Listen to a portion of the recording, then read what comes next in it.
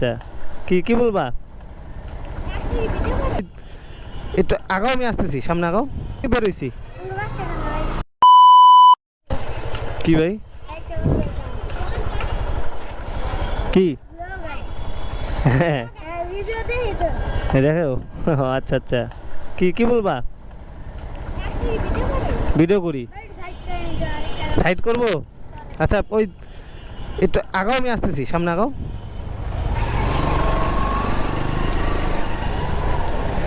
কি বলে পিচ্ছিরা, দেখি একটু শুনি। তারা বলতেছে আমার ভিডিও দেখে, এখন চাই।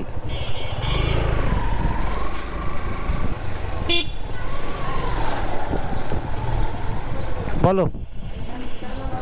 হ্যাঁ আমি এমনি বেরোইছি, বাসা আছে রামপুরাতে।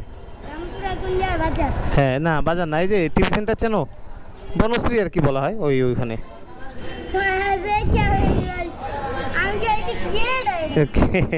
কি নাম তোমার? তোমার নাম কি? না তোমার নাম কি? হোসেন। তুমি পড়াশোনা করো? অবশ্যই দেখা করবো। তো পড়াশোনা করো? কোন ক্লাসে পড়ো? হ্যাঁ কোন ক্লাসে? সিএনজি এদিকে আসবে? এখন কি খেলাধুলা করছো? স্কুল বন্ধ? তাহলে